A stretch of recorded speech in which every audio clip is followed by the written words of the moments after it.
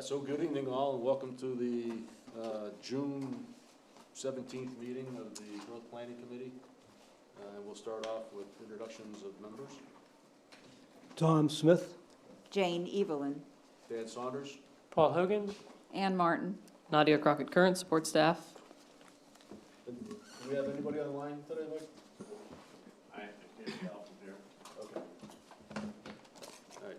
So Tom will, as an alternate, will step up and be a full member and get the vote today on any votes we may have. So first is a review and approval of minutes from May 20th, 2025. Actually, I thought that was from June 3rd. I'm looking at the wrong agenda. Sorry, folks. So review and approval of minutes from June 3rd, 2025. I move that we accept the minutes. Second. A second? Second, all right. Any discussion on them? All right, all in favor? Aye. So thank you, Liz. So minutes approved. Second on the agenda is actually election of officers. So every first meeting after the town meeting, we do our sort of election of officers. So we need a chair, vice chair, secretary, and secretary pro temp. Secretary's easy because Liz isn't here. Yeah, so I make a She motion can't that object. We appoint Liz as secretary. She's got to start coming to these June meetings. I'll second that motion. All right, any discussion? No. I don't hear Liz saying no, so mine is all in She's favor. allowed to speak up at another meeting and withdraw. Aye. I'll make a motion to reappoint Dan as chair. Done a great job. Yeah. Guides us very carefully and thoughtfully. A second? Any discussion? All in favor? Aye. You got Rob on as. Excellent. Oh, good. Thank you, Rob.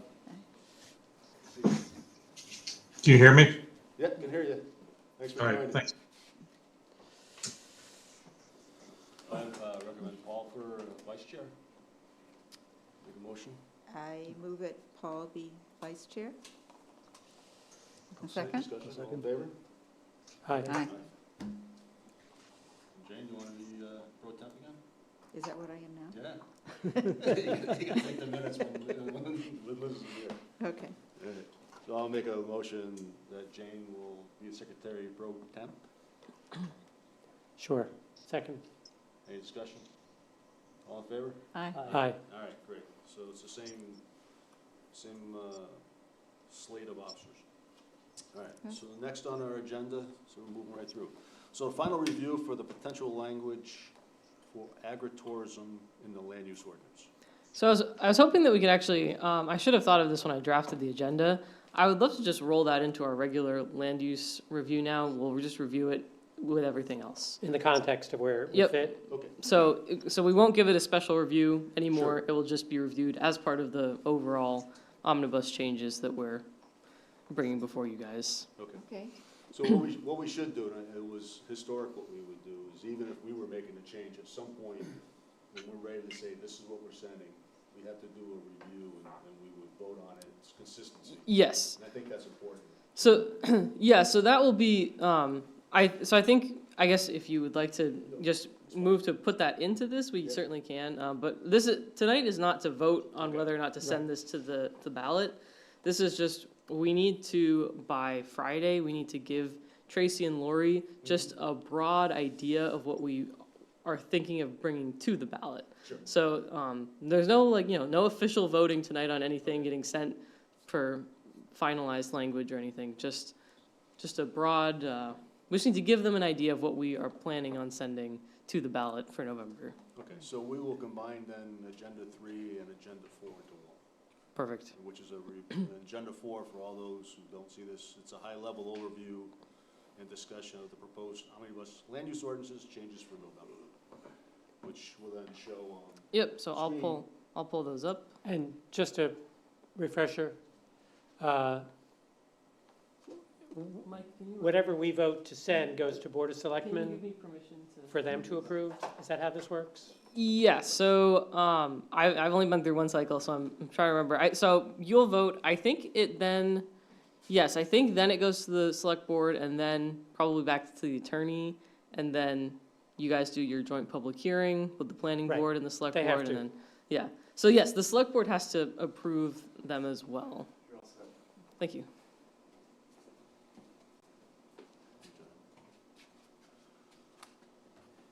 Well, we'll start where you want to start. We can move through. So I figured we just kind of start at the beginning. So we've added in, let me get through these things. So we've added in just some more definitions. As you can see, we've added agritourism. Go back up. Just under social I was looking at this earlier, so we need just a G in the social gathering. Oh, good catch. Perfect. And so like we talked about at the last meeting, I put social gathering and agriculture, emergent education, both under agritourism, so that they're not influencing the rest of the ordinance. They're just for this specific use, as we discussed.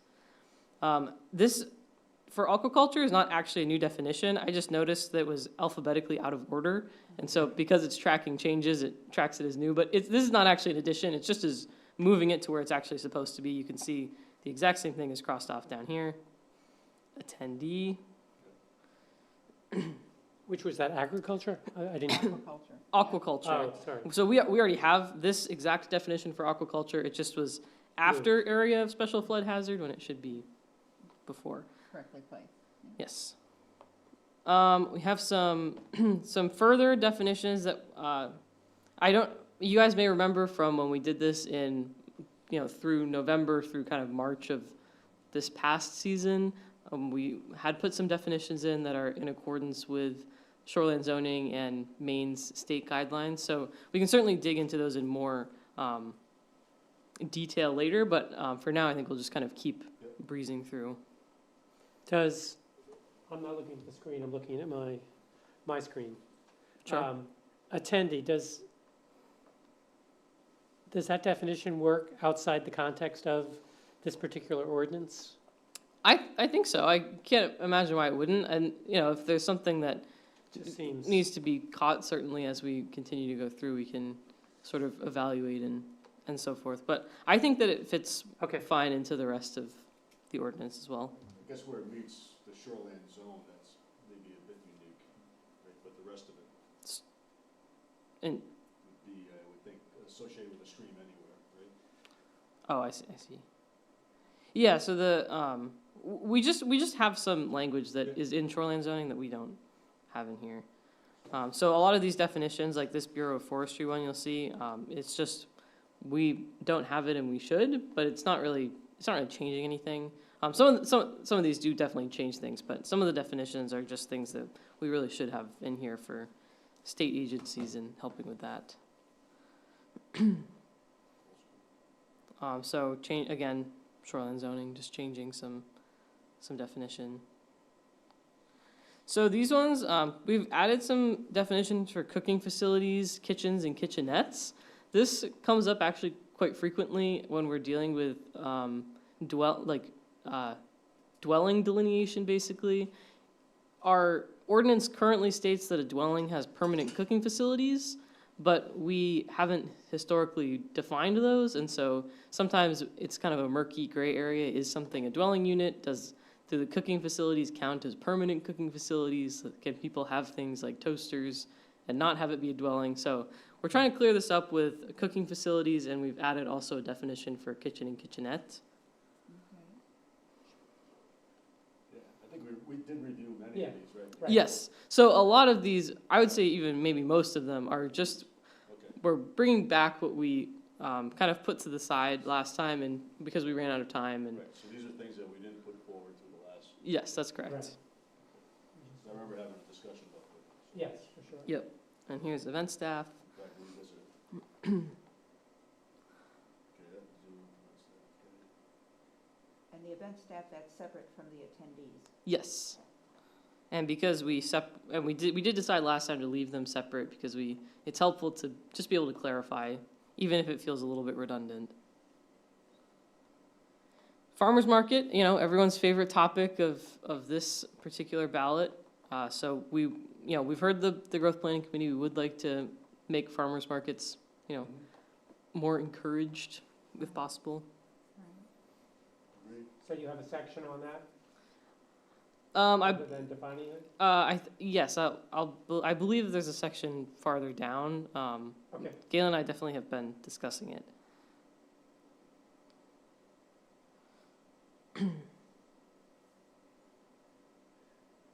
What's the footprint, is that is that a new definition? Yep, it's an added definition. It's, so the entire area of ground covered by the structures on a lot, including but not limited to cantilevered or similar overhanging extensions, as well as in unenclosed structures such as patios and decks. So it's just helpful to have a footprint definition. Footprint comes up sometimes, so this isn't, this is not to change our 30% expansion rules. I know we talked a lot about that last time, that's kind of the new guidance from the state, but we're not looking to do that. We heard from the committee very clearly that that's not a direction that we want to move in. And a stairway, is that part of the footprint? Yes, a stairway would count as part of the footprint. But in our last ballot cycle, our changes were approved to allow stairs to sit outside the setbacks and not count towards lot coverage. That's for elevation purposes? Yes, so that if people need to raise their house in a flood zone, they don't have to either move it or make it smaller or give something up, because, you know, they need longer stairs to access a higher floor.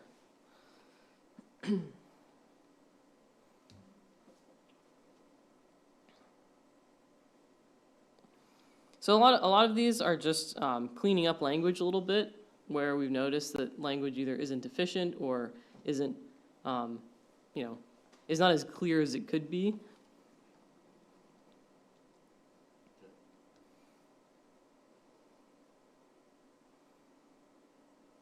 And I think we haven't really added a lot of new definitions. Most of these are just from last time as well. Why are some of the words underlined in blue?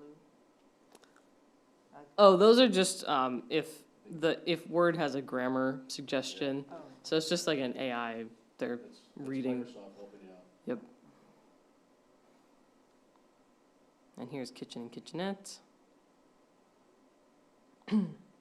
So we, Does that use the other definition? You flipped by it quickly. oh, sorry, yeah, we can The go back. stovetop bit? A kitchen is defined as an area used for the preparation and/or cooking of food with amenities, including but not limited to countertop, cabinets, sink, refrigerator, and cooking facilities, which we can then refer back to our cooking facilities definition.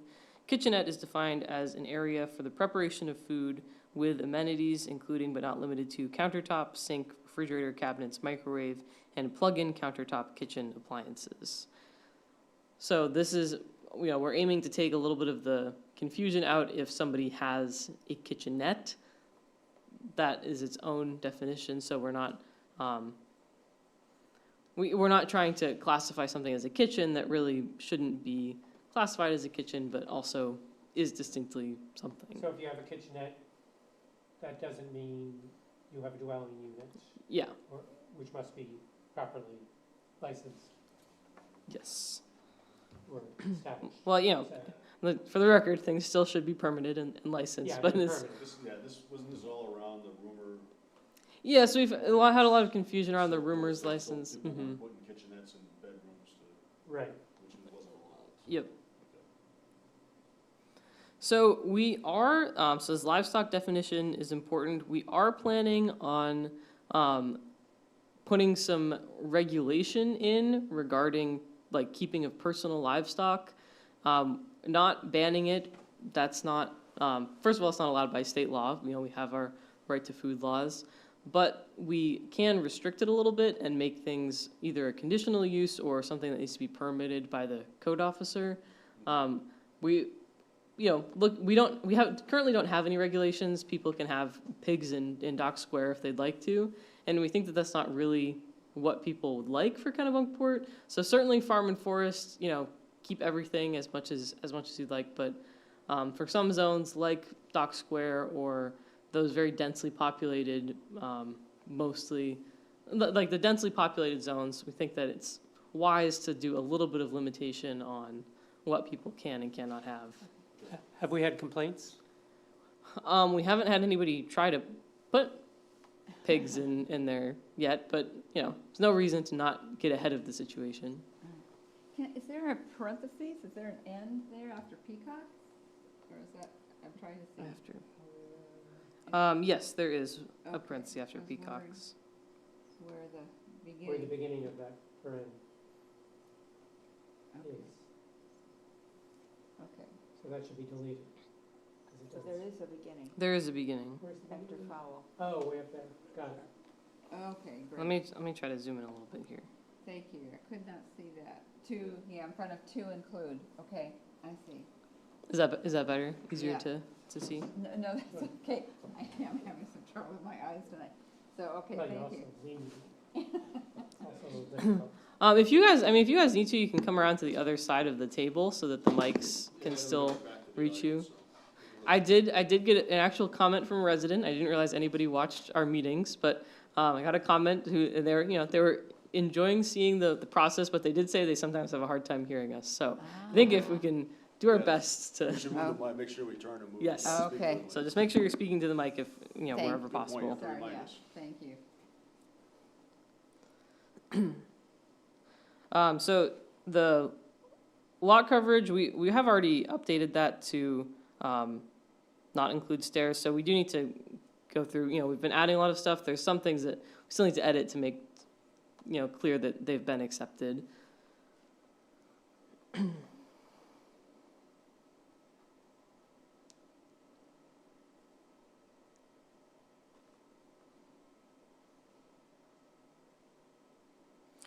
One of the big things that we are looking to do is take out this 15% for roads and parking piece of our net residential area definition. This has caused nothing but consternation for our office, residents, developers. Every single person who ever interacts with lot size is put out by this definition. So it doesn't really make sense. There's not reason for it to be there. The best we can reason is that it's kind of a holdover from maybe a draft ordinance that we may have gotten from SMPDC or something like that. We think it makes sense to keep in our subdivision planning for sketch plans, before people have a clearly defined place where the roads are going to go, to just remove 15% from the total lot area to get an idea of net residential area. But for individual lots, we don't really need to remove 15% of the lot for roads and parking. It's kind of a big number. You don't necessarily see people have 15% of their lot covered in driveway or roads. So we are planning on taking this out. So what does that do? Because right now in the residential, we don't include driveways as part of coverage calculation. Sure. So basically, what this is currently doing is if you're in a zone where your minimum net residential area is 40,000 square feet, you actually need it's something like 47,000 square feet in order to meet that net residential area minimum, because we have this rule that you have to remove 15% before you even begin calculating anything else. So it's not this isn't about lot coverage, it's about the actual total area of the lot. It is kind of confusing. It's confusing for everybody, but it does come up a lot whenever we have people submit surveys. If someone submits a survey to prove to us that they have the required amount of lot to build a house, they need 40,000 square feet of net residential area. They really end up needing, before they even have to take out wetlands and so forth, they need to add 15% to that 40,000 because they have to then remove it in order to meet those minimums. So we're just going to take it out. I don't think I follow that. You explain it, please? So Add it, then take it away? So our in most of the zones in town, the minimum net residential area for a lot is 40,000 square feet. Net residential area is the total area of the lot left over after you remove all of these things. So 15% for roads and parking, land which is cut off from the main parcel by a road, land shown to be in a floodway, or in a wetland. So it's the total leftover land after you remove all of the things you have to. So if we have people needing to remove 15% right off the bat for no good reason, they need a much larger beginning lot size than they really should in order to meet that 40,000 square foot threshold. But what if the property does not have wetlands? Then they would still need more than 40,000 square feet because automatically they have to deduct 15% of the total lot size. But why? If the objective seems to be to get net building or livable space, I see net of parking and driveways and so forth, and net of wetlands and so forth, then probably has to have a driveway and a place to park. But if the guy has no wetlands on the property, why must he or she add 15% That's before you take it off again? that's our point. So we're trying to get rid of that. I'm sorry. Yes, Right now, it's that's what you have to do. yeah. So currently it's a weird situation. So we're trying to get rid of it and make it more reasonable because the other option would be to simply increase our net residential area requirements, Right. but that doesn't make sense. This makes far That more sense. requires- Just remove the 15% rule. And- Wouldn't it be cleaner to just say you have to have 40,000 feet net of these other things that aren't consistent? And that's what it will say after we take out this 15% piece. No, why put the 15% in, is what I'm asking. Why- Taking it out. We're taking it out. We're taking it out. We don't It's really, always been there. yeah, it's been there for, Nobody as does. long as anyone can remember, so we don't really, Question's been asked before, I guess, right? Yeah, I don't know why, I was just, Okay. wanted to make sure we, yep, so that's one of the, Okay. that's one of the big ones that, if we have to pare down what we will and will not send to the ballot, this is one we'd really like to get in. okay. It'll make everybody's lives more pleasant.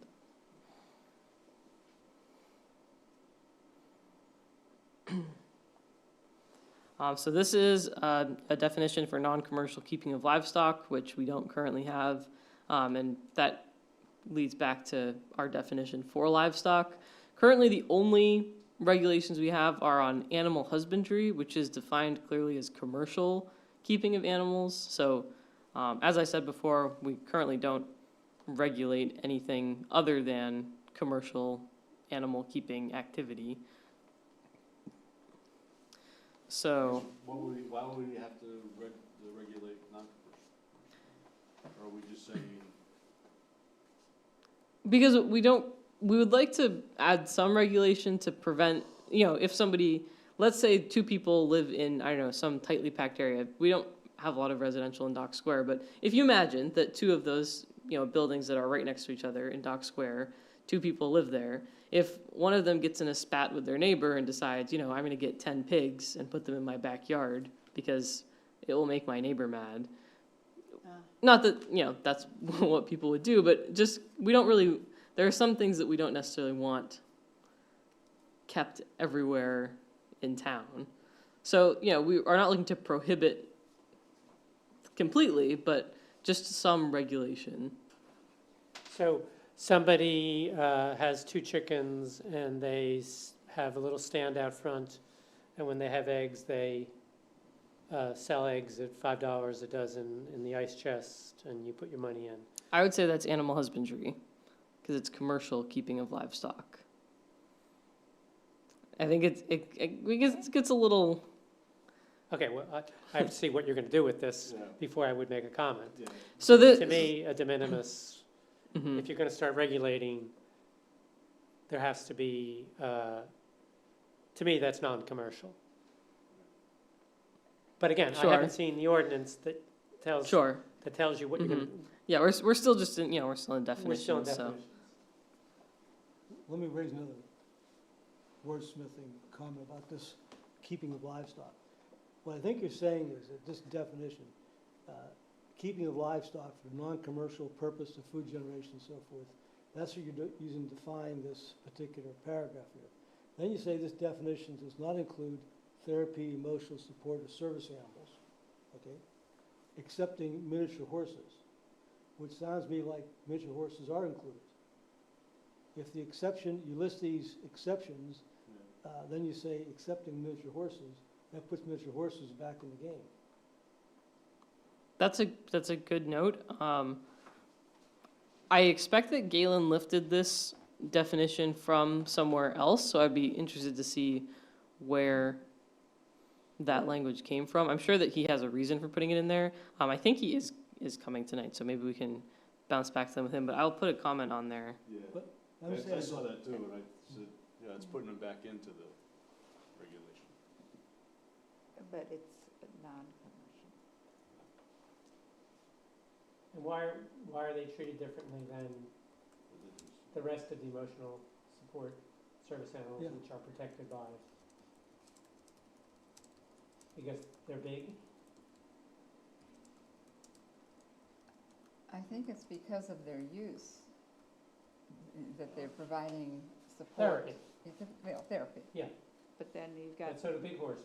but it does not include No, there's a big- therapy. Yeah. There's a lot of therapy with horses. I think it's their size, which means that they can be, I think we gotta see where this is gonna be used, Yeah. and then comment on the definition. Yeah, And like the selling of the eggs and, you know, that, is there a de minimis? Is that what somebody said? that's what I said. Yeah. Yeah, But again, let's see yeah. if it says, Outlet stream is from last time Yeah. as well. So this is just kind of, you know, we'll still have a definition for piers and docks and such, but cleaning it up a little bit, making it just a little bit more usable. so the For us. definition is this language below it? Piers, docks, wharfs, leather bridges? I believe that so there's some things in our ordinance that are redundant, they kind of repeat. I believe that this is one of those areas, I think we already have this definition, and we're removing. I need to, I'm not entirely clear on Yeah, that, we I gotta- need to look into that. Let's clarify Yeah, because one, the one that's Oh, struck Galen- talks about Galen residential thoughtfully. use, Right, and the one below it, So Galen noted that this is removed from the Chapter 1000 guidelines, so this is another Chapter 1000 change. which we may or may not want to adapt, or we have to. I don't believe you have to adopt Chapter 1000. It is shoreline zoning guidelines, so, you know, we recommend that they are adopted, but I don't believe that you have to adopt all of them. okay.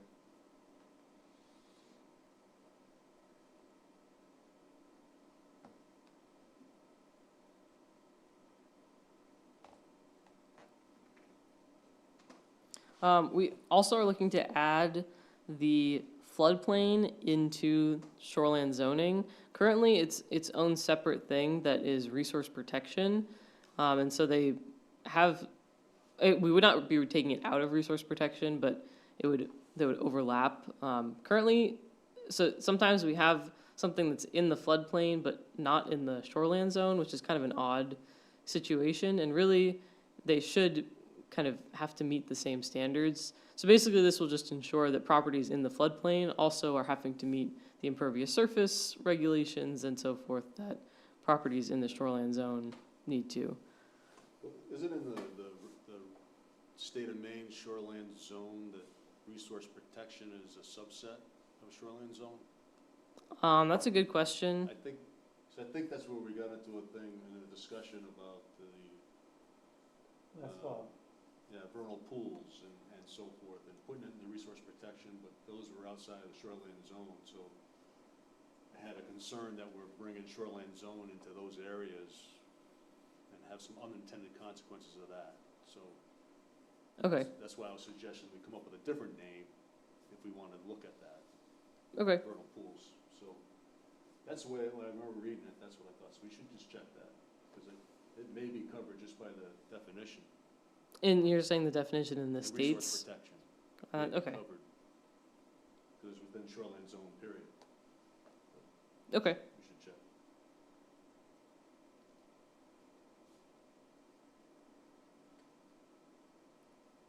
So structure, also, you know, just looking to clean up a little bit, some of our definitions are just a little bit vague, and so it's helpful to have them, it's just helpful to specify. So we want to include things like decks and patios that are kind of left up to interpretation now, but we do count them as structures now, and so it's good to have them enshrined actually in the ordinance. Nadia, does that include sheds? Yes, sheds would count as a structure. So Is it- right now Is it clear here? Is that clear? So right now, our current definition is just anything built for the support, shelter, or enclosure of persons, animals, goods, or property of any kind, together with anything constructed or erected with a fixed location above, below, or upon the surface of the ground or water. So yes, so sheds, I think, we can very easily slot into that definition. Okay. Because you got examples such as decks, patios. I wasn't sure if that should be an example. Yeah, yeah. That's a good point. We're good at it. Okay, yeah, Just that's a a good lot of note. folks have I'll- sheds. It just makes it. Satellite dishes. Those are probably going away. Does a school bus on someone's property count? Only if the wheels are on blocks. You laugh. They must be old tires.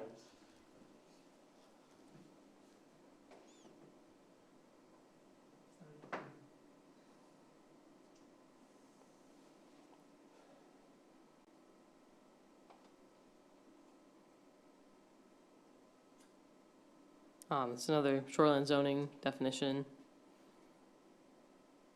What's that? Sure. The sustained slopes is just another shoreline zoning addition. So you can see Galen's comment here.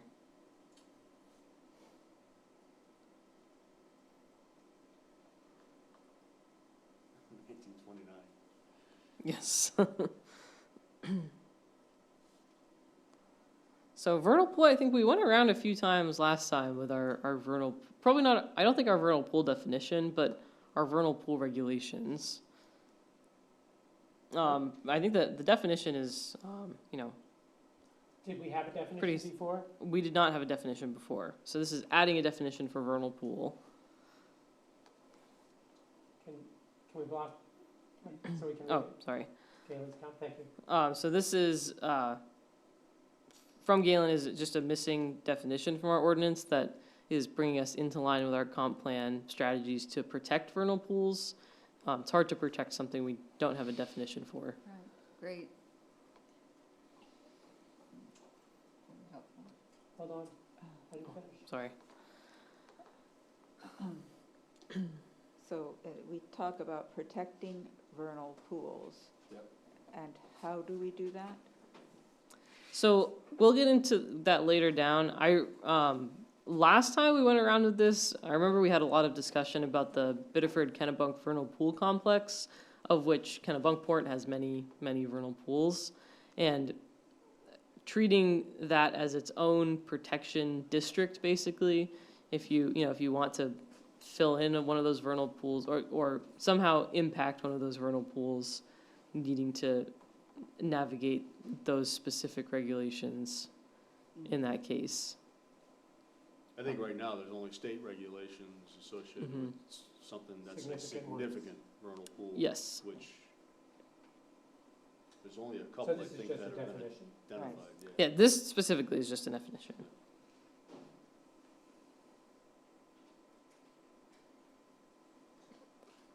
All right, and then I don't think that we decided to leave the stream protection overlay district from the last ballot.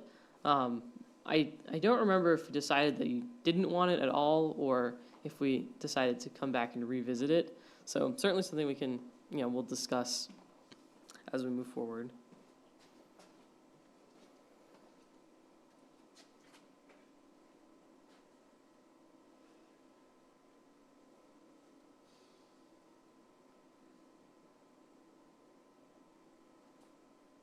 What is this defined in? So this is where this comes in, adding adding that habitat of vernal pools located within the Biddeford Kennebunk Vernal Pool Complex to resource protection. And is that that complex is a state-defined thing? Yes, it has a specific map, and it does Is include. it on our GIS? You can look at it? I don't know if it's on our GIS.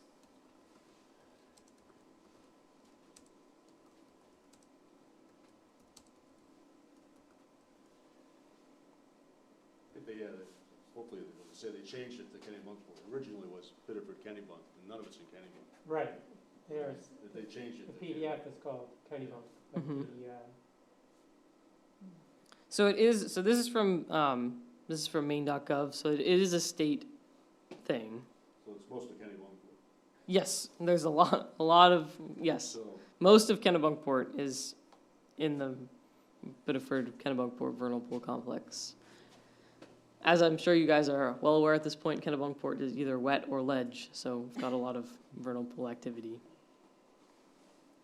and would you add this to our GIS, so if someone was, The vernal, yes, and we actually are trying to add it to our GIS now, just because it's helpful data to it's have. public information, Mhm. yeah.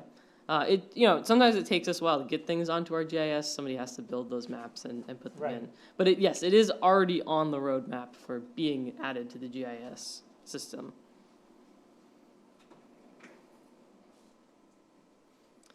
All right, so this is permitted uses in the zones. So we can kind of go through these. We have made some changes to proposed permitted uses, like proposals to any of these uses, either taking some away or adding some in. So this is for village residential, adding in agritourism, as we've been discussing, and specifically next to farm stands, putting farmers market to allow for people to do that. And what's the, can you go back to, the rest of this? Anything that's not underlined in a color is already existing. Okay, I'm looking at parking, I'm just wondering, well, what does, we have a definition of farmer's market that didn't have details about like parking or anything like that. So, does this qualify that, or it's unrelated? The storage of fishing, parking of motor vehicles, limited It must to, be unrelated. it's unrelated. It's unrelated to storage and repair of fishing equipment. Sometimes when we download these to Word from the website, the tables get a little messed up, the Yeah. lines of the table, so they look blurred together. But yes, they are separate. And is there any specific regulation, or just a definition and this? For farmers markets? I believe that there is regulation for farmers market, but Okay. it's, yes. And then adding in non-commercial keeping of livestock and manufactured housing. We by state law have to allow manufactured housing in any zone that we allow single families. Sure. So this is, you'll see this everywhere, but we have to allow it. Village Residential East, also allowing farmers markets, non-commercial keeping of livestock, manufactured housing. Dock Square. We're looking to remove single-family dwelling from Dock Square. We looked at it, there currently are no single-family dwellings in Dock Square. There's some mixed-use residential, but it's almost entirely commercial. So, so we're looking to remove that and keep it as a more commercial district. At the same time, we are looking to sort of ease our restrictions a little bit on mixed residential, which I believe would allow them to happen there. But haven't there been times, I think there have been times where, someone closes down a business, the economy's bad, they can't rent it, so they make it their home. I'm thinking of at least one that I think that happened too, and I would hate for, what's the harm? I don't understand why yeah. we, Why we would keep it out of Dock Square? yeah, It's just kind of, So just like, I think just kind of keeping a consistent character to a zone. Dock Square, as it stands, is a it's a commercial zone. right. Everything there is commercial activity, and so it allows us to kind of keep that in the character that it currently exists. So where's mixed use Mixed use, in this permitted use? I'm Is- thinking of like, Bring your mic up so folks. oh, I'm sorry. Mixed, I'm sorry. Is um, mixed use a maybe permitted it's, use there? You said there are some mixed use currently. I believe there's some, oh, you can see it's right here, residential mixed use. So it's a conditional use conditional. for, under planning board site plan review. Is that defined? Residential mixed use? Yeah. Yes, it is. It's a separate ordinance, Yep, it has its own section. so it will allow you to have a business like on the first floor and second floor, you could have an apartment. Yep, Yeah, and some of those are condos. Some of the, yeah, First floor is one owner, second floor is another owner. so it's, mhm. So I get, so if a developer or whomever decide that they, as is the case in a lot of small towns and cities, there's a great desire for people to live amongst commercial areas. If someone did want to rethink a little bit how Dock Square is, even if it's primarily commercial today, they could do it, but it would be, they'd have to, it's not officially permitted. Is that the way to think about it? A standalone single family wouldn't be permitted, but mixed residential would be. So if, keep the commercial, like Dan said, keep commercial on the bottom, and you'd have maybe people living on the second, or you don't really have any third floors, I don't think, but on the higher floors. So I'm thinking of Shea Rosa, and I don't know what's happening with that since they've moved to Kennebunk, Right, but that, I know there are homes not far from Shea Rosa, and I'm not Right sure across if the that's street. the Dock Square area, but suppose somebody were to buy Shea Rosa and want to make it a single-family home. Assuming that's in Dock Square, you're saying they couldn't do that. That would be our proposal. So I don't know that that is necessarily a good thing to eliminate that possibility. It's certainly open for discussion from the committee. None of this is set in stone. It's just just a suggestion, a proposal from staff. I think that, we should take that up as we go through. I think it'd be good to kind of get through all these review tonight, and then Mhm. that's our homework for our next one, right? Think To about it. Think about those and how, whether we agree or don't agree, and come up with our, Yeah, This is one none way or of the the other. none of the nitty gritty will be included in our our very broad suggestion to Tracy and Lori. Will just be kind of it will likely just be something, something like adding some definitions from shoreline zoning and and I want to go XYZ. back to the comp plan and see what we said about single Mhm. family and two family. 'Cause I'd be Right. surprised if we said we wanted to remove it from a zone, mhm, as So- we're trying to encourage residential. sure. So just clarify definition. So right now it's in permitted uses. If we're moved to conditional use, Right now, single families and two families are permitted. So you have to get Right. permit but from the instead, code I guess office. where I'm going, instead of just striking it from this altogether, would moving it to the right to be a conditional. In conjunction with commercial use. Yeah. So it would be the avenue towards having living space in Dock Square would be through mixed use residential. But Mixed I- use being but- commercial I don't think and, that so at this point, we're not changing anything, like, if we want to enable single-family dwellings as a permitted use in Dock Square, currently they are a permitted use in Dock Yes. Square. so you're removing it here. What you're doing here, how permanent is what you're changing here? Well, it's this just, was, it's their proposal from That's staff. the proposal, so we have to go through it again to, we got, we Yeah, so we're not gonna this, vote on it now. right. yeah, Just so, consider it and think about the pros and cons. It could be moved to the right into conditional use, then you have to go before the planning board to get approval to do so. as anything in this.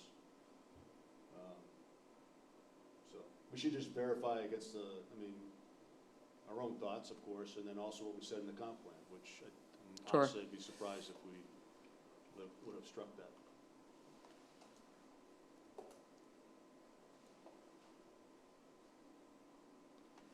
Is it possible to get this document as a Word doc? So if we want to take notes and make We have it. points I think he sent it to us. as a Word doc? Yeah, It's on the SharePoint as a Word doc. So and I've granted everybody access, so you can comment on it, you can make suggestions. It's tricky, you can't print it though if you don't subscribe.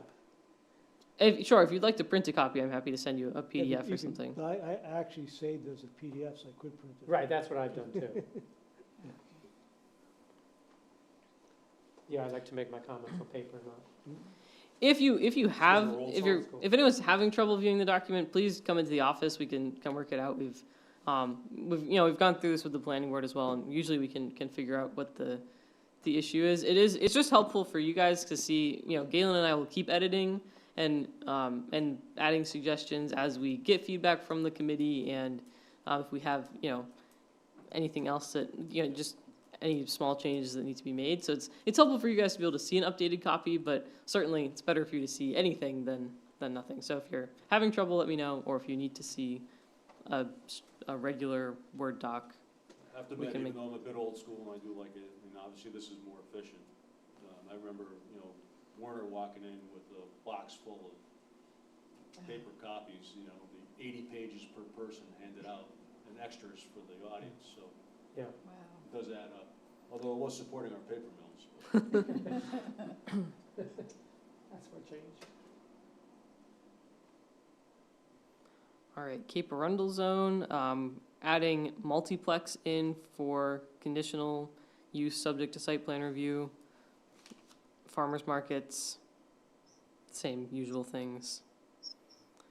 Goose Rock Zone, I put agritourism there, but as we've talked about, I don't think that that's gonna fly just because it is adding commercial use. So we can certainly review it, but I would say that it is very unlikely to pass attorney review putting agritourism in there. And adding manufactured housing and non-commercial keeping of livestock.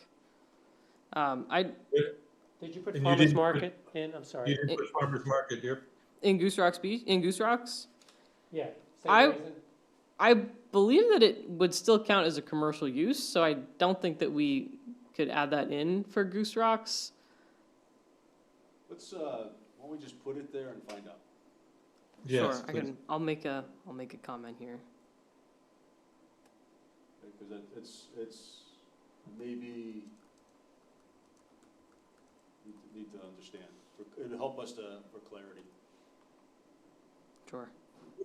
Where is the definition, the restriction of commercial use of everything other than what's grandfathered in Goose Rocks? Where does that I exist? think that's in the beach use, Yes, It's in the beach use agreement. so this is about the beach use agreement. Right. Not exactly the land use ordinance. So in order, we're not looking to cause any friction with the beach use agreement, and so we're not looking to allow further commercial uses. Helpful for me, because I've never read the beach use agreement, is it defined, is there a defined area, or is it the whole zone? Because Goose Rock Zone is much bigger than just the beach area. I Correct. think It it's the extends whole. across Route 9. I think it's the whole area. I don't have it back to front memorized, the beach use agreement, so I can certainly look into that a little bit. Yeah, it'd be interesting to see, because. I looked at it last week, and I'd be disingenuous if I said I read every single fine point. But my recollection in reading it is it's not as clear as some people think. That there might be, because part of what we're doing is trying to create more clarity for everyone. But my recollection is the whole definition of commerce and the location of commerce, because the beach use agreement was very much about physically the use of the beaches. Again, it might be in there, but my takeaway was it's not particularly clear. So it'd be good to get clarity, to what that extends to, just so we know. We can certainly provide some clarity. For farmers market primarily. And I know that, Galen has a little bit more knowledge on that than I Yeah, do, yeah, so he can certainly help out with that. The language, I think, is, hey, Galen, welcome. It talks about in the vicinity of the beach is what the beach use agreement. The vicinity of the Talks of- beach is a little vague, Yeah. though. I would That's say. my point. Okay. Now that you're here, can you provide a little bit of clarity on the removal of single-family dwellings from Dock Square as a permitted use? Yeah, so what we are concerned about here, the reason for, again, it's just a conversation you can start, we don't have to go here. The state law says that you have to allow manufactured homes wherever single family is allowed. And so by removing single family from Dock Square, I don't think that's the historical character we're looking for to have manufactured homes. So by excluding single family in that area, we're not saying you can't do residential rental accommodations, or we could look, I think we should be exploring the residential mixed use, which I think is a Conditional use. It's a conditional conditional use. So we've already balanced that residential part. By getting rid of the single family, we now can exclude manufactured homes, which I think is keeping the character and preserving our iconic Dock Square. In case someone were to demo a building in Dock Square and decide to build a manufactured home, it wouldn't fit the aesthetics of what that historic area was. So that's why I removed it. But that's, again, you guys can certainly, I think that's the justification for why we're removing it. Okay. Good to know. Makes Mhm. sense. All right, so moving on to, where are we? So we're good with So with somebody, Goose I'm Rocks? sorry, so if there is a single-family house in the area now, it would be a non-conforming use. It can't be expanded in the future, got it. Yep. It can stay forever. And then another question, farmers markets, we'd count those as commercial, right? If they were in Goose Rocks? Did we put them in Goose Rock? I They're think not, we they're did. not in Goose Rocks. No, I think that's the So- reason we didn't, is because it's Okay. considered a little bit more of a commercial type use compared to, it's not residential, so it doesn't fit that area. That's the reason we didn't put it there. I think farm stand is there though, right? Yeah, and I was surprised by that, but I didn't go dig into the land use ordinance to see when the farm stand provision was added into the land use ordinance. I mean, if anyone has any institutional knowledge, I just didn't go digging yet to figure out, was that before the beach use agreement? Yes, And that's For probably sure. why it said no new commercial Commercial. uses can be proposed by the town as part of the beach use agreement. So that's why whatever's there is there, but any new commercial uses, I think we'd be in trouble if we tried to add those commercial uses. So, Galen, one of the things we were just discussing, this is Rob, hi Rob. is there seems to be, we're not sure the language is as clear about what's the vicinity of the beach in the beach use agreement, is what is commerce restricted area? Is it the entire Goose Rocks zone, or is it really the area by the beach? And how clear is the beach use agreement on that topic? Yeah, that's a good question. I might have to reach out to the town solicitor about that. Yeah. About what that provision means. My understanding from just talking to the town manager was that it applied to the Goose Rocks Beach zone, that we can't add new uses to that zone because that's where the beach is located. But again, I think we can get clarification from the town solicitor. If it says in the beach use agreement, the vicinity of the beach. my recollection, having been at the negotiating table, Yeah. was that it was intentionally broader than the zone, meaning if there was an impact to the beach that changed the character of the Residential nature. residential nature. The zoning was residential, Mhm. having nothing to do with the beach use agreement. It had been determined to be not a commercial zone. Oh, yeah, back in Back in the 1972. 70s, Yeah, yeah. yeah, yeah. So if it was impactful, I think that's why the word vicinity was used as opposed to limiting it to the zone. I think that's what we negotiated. Okay. Okay. I don't have notes to prove that, but, I guess too, you know, thinking about this, just playing with it, if you say Goose Rock Beach Zone and then the town decides, we're gonna rename this zone. sure, The vicinity Sure. would sort of carry weight, because, you know, you can rename Okay. things, that happens. Or you can change zones. Like, Yeah. we're gonna change the Goose Rocks Beach now zone to only be this area, and this is Right. new. So I think that, to your point, I think that's probably. yeah. the And when the future-proofing zone it. was set up, it included, from my understanding, long before I came, you know, included both sides of Route 9 Mhm. with the intent that Route 9 would not become a strip mall, which Sure. has happened in many Sure. beach areas, just off the beach. You get Mhm. the surf shop and the, if we had waves. Um, Something that does surprise me, you mentioned about like strip malls and things, and I am surprised by this, that we do not have minimum floor space standards for commercial activity. So you prevent like those sort of retail uses, the large box stores and stuff, because you only allow, you know, 500 or 1,000 square feet of business floor space. I've seen that in other communities, but I don't see that. There's some uses where that plays, like home Yeah. occupations and stuff. Sure, But I don't see like a chart where it shows, like on our land use chart, what the business floor space is for a certain zone. That way you're limiting what can go in there Sure. impact wise. and zones Right. are different. Right. Some, it would be fine, Yep, maybe. yep, some are larger, some are smaller, Yeah. depending on the impact. And I think that's a tool that you guys have at your toolbox that hasn't been explored in the past. If you wanna try to minimize impact in certain zones, but allow some sort of commercial activity, but maybe it's a less of an impact. But that's a different conversation, you reminded me of it, that's something that we haven't really explored in the So the past. difference between a farm stand and a farmer's market is farm stand's one, right? Yeah, it's a little, yeah, One person out there selling pumpkins. Yep. right? yeah. A farmer's market is two people out there selling pumpkins. And their own stands. Or more. Yeah, that, Or more. Yeah, some people have food trucks, like it all depends on what you decide is a farmer's market.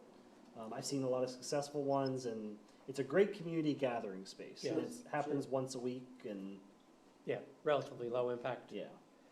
so if someone, so ahead. Sorry, this fact of kind of what's the zone and what's commercial. If someone wanted to put a food truck that's all fresh farm produce from a local farm at the Ocean Woods Resort right by Route 9, that's considered commercial. So That's that kind of idea of Yeah. a farmer's market wouldn't be acceptable. Right. That's correct.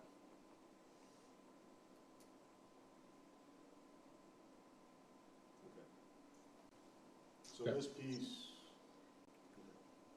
well, I think we'll find out a lot just by the fact there's agritourism listed there under conditional use.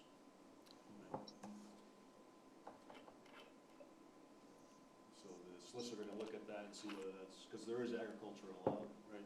So We'd have to ask her opinion about putting Yeah, that's agritourism. And there is a farm, there is a farm. Yeah. right? an So- actual farm. And it may be helpful. Which is for them or- 5 acres, Right. Right.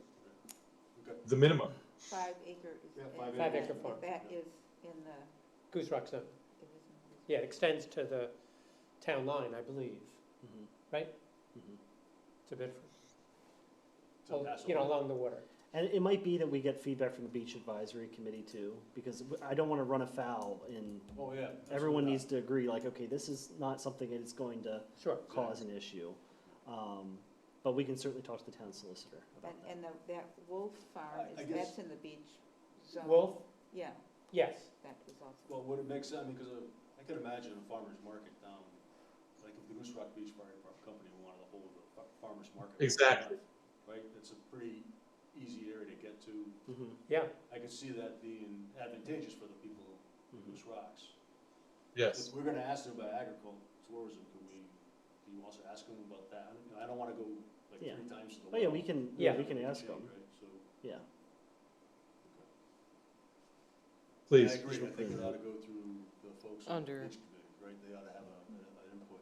Yeah, no, we'd definitely be engaging the beach, because again, we've never proposed commercial type uses in the zone, just out of caution, we do not want to jeopardize the beach use agreement. Yeah, absolutely. Staff is going to be very firm on that. It's understood. Does the Parties beach involved don't advisory, mind it, like that's, if parties don't mind it, you Yeah. know, that's, Does the beach advisory committee cover, is their mandate cover recommendations for the full zone or just beachfront? There's a specific definition and what they're, Yeah. you should read it. They're represented by the back lot owners and the front lot owners. It's a mixture of both of them. They're an important stakeholder for sure. I agree. I'm just not sure their mission calls for the whole zone. But it's just worth understanding. They're a good resource either way, but I just want to be cognizant if we're talking about, again, something on Route 9 at the fire station, is that within their purview or not? I think, you know, when it comes to the way we engage as a community, it's important to engage all stakeholders because they all honestly are voters who are going to vote on any ordinance changes that we have in addition. So I don't think it's bad to have this type of outreach to them. Agreed. Even if it's, you know, if they're more beachfront oriented, you know, I think it's still important to have that conversation. Okay. So I think we got a path forward. Yeah. on this. All right. So you're just going page by page, is that my, Yeah, just jotting down. Zooming through a little did bit. you get an overview? Or no?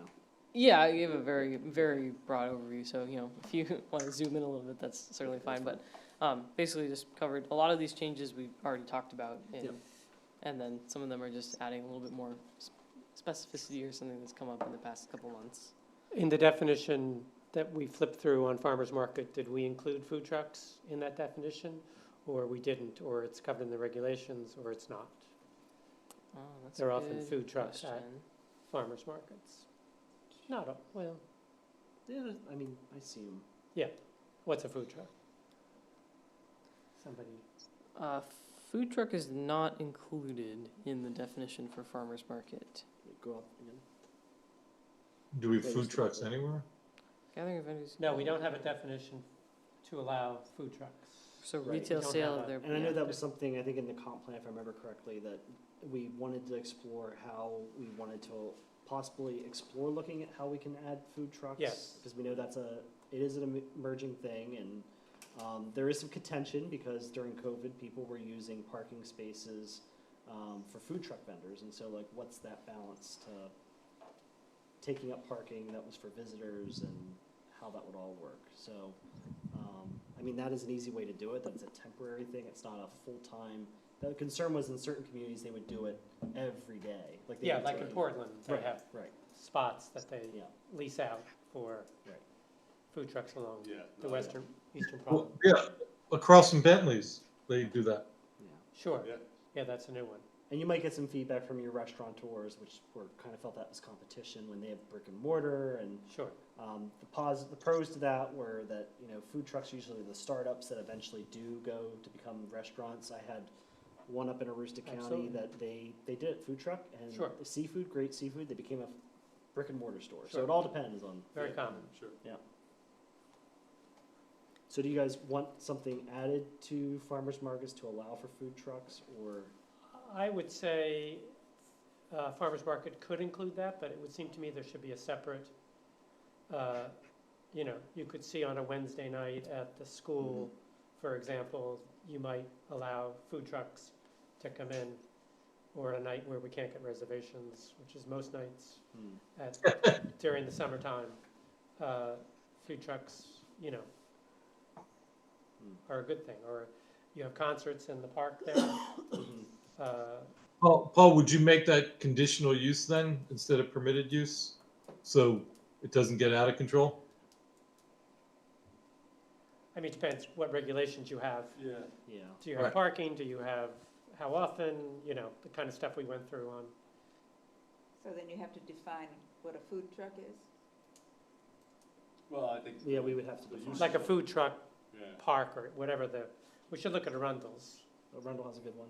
Well, I don't know, they now have a, right on Route 1, Okay. there's a food truck area that's new. Oh. So it may just be there and Yeah, they haven't asked permission yeah. and they're, although I know, it's, you know, I've heard people say getting the town to okay the kitchen is the problem in a food truck, you know, for health Yeah, and you safety. can't really. That's really more of a problem than where to park it. a lot of people just park them in some other They're retail supposed to be space. licensed by the Department of Agriculture, though, for health safety, I believe, and human Maybe that's services. what they're Yeah. referring to. They're supposed to be. Yeah. Yeah. I think Well, the- so like the Goose Rocks Beach Community House brings in food trucks once or twice a summer. Is that, where would that be guided? I mean, I guess I never knew that they did it, so that's, do they do it as part of the fair? Is that what they do, or? They If- do it usually as a separate event. yeah, I didn't know about it, so Yeah. that's. I assume they're usually pretty buttoned up. I assume they ask permission somehow, but if it's not covered in here at all, maybe they're not. No. But how different is that than, it's a membership organization. How different is that than having a wedding someplace and a lobster roll food truck shows up as It's a opposed to, caterer's. as opposed to Kitchen Chicks? Right, they might do a What's the- caterer's license, because that's something that we do have. Yeah. Because people get a temp permit and then they get a caterer, and the Yeah. caterer comes in and they do it. So that's through the city clerk, so That that's, sounds like what you should do yeah, currently. yeah, So when you So mention, maybe that's what they do. maybe, I know. when you mention Arundel, I think that's a permanent setup. Yeah, I think it's there. And then at Wells, next to. They have a permanent Cotton's one by the Dome. donuts, Right. yeah. Yeah, That's relatively new too. and so Wells might have some language that addresses something, but I'm not sure that we'd be talking about anything permanent here. No, well, I think we were talking about isolated, or once a week or occasional. Kennebunk has the lobster roll truck that's across the street from Roma Joe's, right there on Ross Road. Route 1. Oh, oh, yes, It's like there all yes, the time, right? yeah. So, okay. I mean, there are a lot of Yeah. people I could that allow a truck to come in and just park in their retail space. They may be a food, they may not be a food. Lower Village, I think there are. I could see that there could be a demand for something like that at Goose Rocks Beach, Right. because there really isn't any place to eat in the area. I know in the past, there have been people that have tried putting lemonade stands and other type of food down at Goose Rocks Beach, and code enforcement did enforce that. They said it's commercial. Yeah. Because again, we did not want to jeopardize the beach use agreement, so. And parking is a premium down at Goose Rocks Beach. And that's the other thing, is it would normally take Always parking has been. space. All right. All right. One more question on that, I guess. If the general store wanted to bring in a farmer's market food truck once a week, and they have parking and they have space, and it doesn't restrict public parking, would that would not be allowed either? Yeah. I think currently it would. Right now, no. It would or would not? No, Would not. Would not. Probably. Because it's not on the list No. of grandfather. All right, Farm and Forest is where we do have some bigger changes, so we can kind of delve into those. We've been thinking a lot about Farm and Forest, and feel like that there's not necessarily good reason for everything that's currently allowed there to be allowed there. It is the Farm and Forest zone, which we think should indicate that it should be more of a rural zone, that it shouldn't necessarily be allowed to have like a club or a golf course. So you will see in the conditional uses column, we've taken out a few things: bed and breakfast, club, funeral home, golf course, health institution, hotel, inn, library, manufacturing, motel, nursing home, professional and business offices, restaurant, retail business, theater, veterinary clinic, warehouse, and wholesaling. So I can give you a little background. I've done a little research into this. It appears that when the Farm and Forest Zone was created, it was originally part of the Free Enterprise Zone.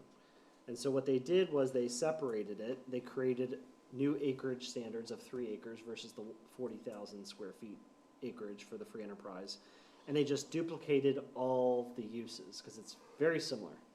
And as we were talking as a community, we're trying to preserve your farm and forest area to be the rural nature that you're looking for. And so by getting rid of these uses and allowing agritourism, we were addressing that concern again with the whole business enterprises. There's the creep of so many heavy commercial uses that aren't compatible when you don't have the infrastructure in place. And there's traffic concerns and all kinds of other issues.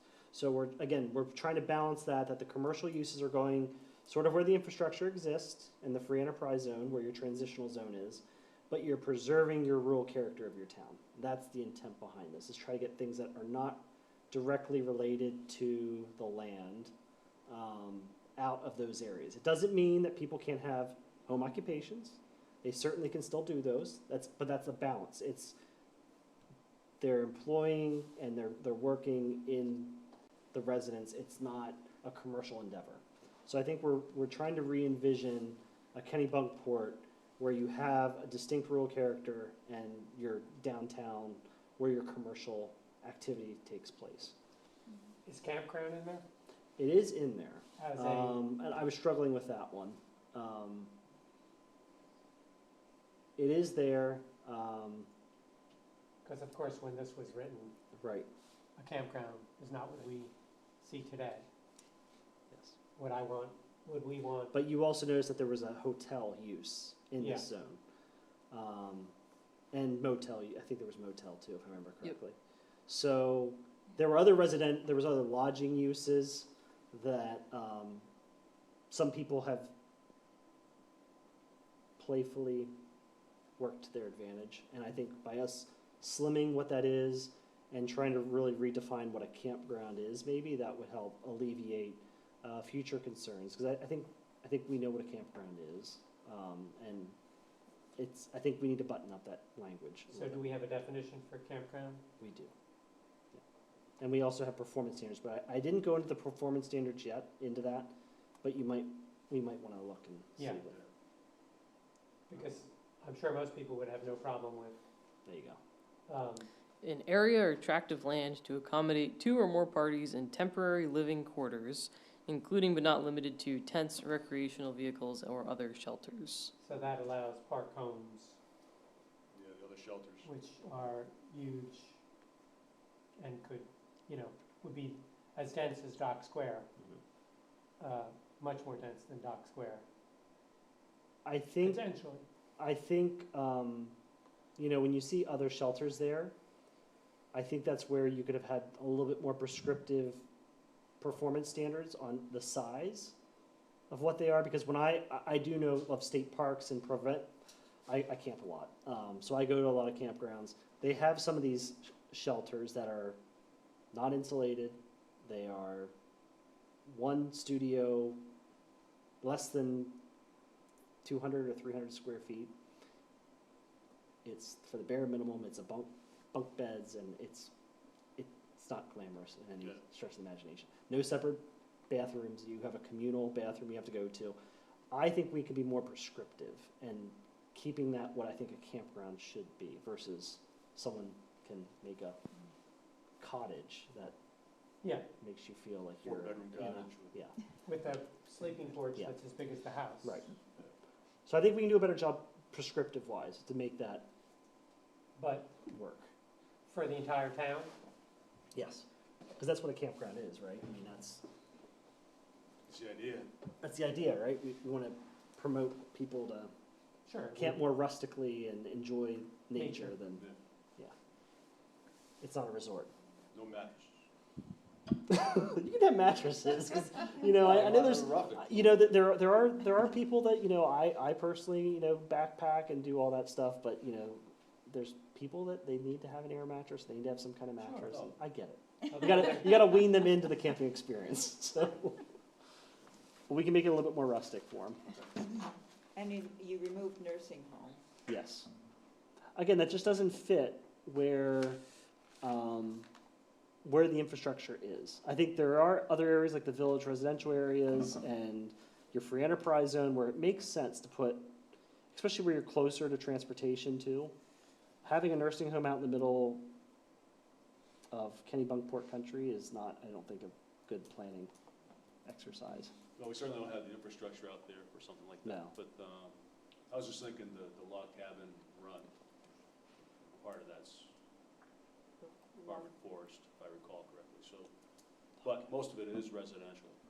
There's some business there, So wouldn't we, even on the Arundel side. you mean, you're talking about Log Cabin Road? Log cabin Yeah. road, yeah. So in this conversation, would we also be including mobile home park? So Those, I think. that one, I think under state law, I need to go research that a little bit more, but I think that we're kind of limited on what we can do for, If you allow single-family houses, you have to allow a single-family subdivision, then you have to allow a mobile home park. yeah. So I think we're kind of limited with that one, but Okay. I thought everything else was relative, like museum, we did keep that on there, thinking, well, there could be, maybe there is a museum that deals with, you know, the fire of 1947 or something, that Yeah. maybe someone wants to do a museum for that. And I think that's still compatible with the area. It's not going to detract too much, but I was surprised with the library. Is there a I did not know there was a library out in the rural area of town. Cape Porpoise and in downtown. I thought there was only two, We but have two. okay. That's two. And I'm surprised we have two. Like, that's Yeah. a lot for a small community, but, so again, removing that, I don't think it's gonna cause Right. any issues. I think kennels is properly placed in areas where it's a little bit more, the noise can, The Trolley Museum, where is that located relative to the zone? that's a good question. I think it's in Part of farm it's and on Farm forest. Forest. Might be in Farm and Forest, The there's, rest of it's in Arundel, so. yeah. What about vet? Might a vet fit in that because of farms? It's a good question. What'd he say? Oh, the This is the veterinarian. veterinary clinic. Again, I didn't think that was, maybe I don't understand veterinary clinics, the ones I go to, they're very quiet. It's like a doctor's office. I think that's something that goes more where there's a major thoroughfare in your town, Common. or something I'm like just that. saying, Because, Gil, yep. go ahead, sorry. I was just gonna say too, you know, if there's a vet that does live in town, they could certainly do a home occupation. I don't think we're gonna say no to that. Right. But I think it's these large clinics, I mean, they get large animal hospitals and stuff. I don't think that belongs necessarily in your rural area. Just, But I'm just contemplating two things. One, if we're gonna allow kennels, might there be a, not a big practice, but a one local doc vet clinic that goes with the kennel? Or again, if it's a rural zone and there are farms, might someday some vet say, I think I should be near the farms? Don't know. It was just, I have no skin in the game. I'm just right. thinking Again, out loud about the nature of rural and animals. Yeah, I would make sure that if you do decide to allow, if you would allow commercial in that zone, I would just make sure that's prescriptive, that there is some sort of limit on the footprint of what it could be. Because right Yep. now, it says veterinary clinic, and I can Yeah. do a 20,000 square foot veterinary clinic. That's what I want you to start thinking about, is like, what do you want these different zones to look like? And if you want to allow some of these uses, just realize that you should look at what the extreme could be, not Right. what your ideal in your head. And if you do have an ideal, that's fine, then just prescriptive code it that you have something that is limiting what the footprint's going to be. Right. That's it. That makes sense. I think there's an opportunity to look at the Log Cabin Road because it does provide, you could have a clinic on that. That's, on one side or the other, right? And Arundel would be their issue, but on our side, or another type of business could be on that because it's a main thoroughfare and out of town. There is a veterinary And I'm clinic, thinking more of, not not so far. much, honestly, I was thinking more about the nursing home or other complex that fits another piece of our comp plan that we wanted to encourage, right? And because if it's not in the middle of the rural area, it's sort of on an outside thoroughfare. Right. It might make sense to have that. So while I don't like it, I know we still have the mechanism in our land use ordinance. You still allow for contract zoning, which I'm not a fan of it. Me neither. I tell everyone all the time, I do not like it at all. It's very hard to do. I would rather see you all look at your map, and I don't know if you can pull up the zoning map, Nadia. I see there's a page open right now. Just to look at that area that's at Log Cabin, and pull up the zone, just to see how much of the farm and forest zone is in that Log Cabin area.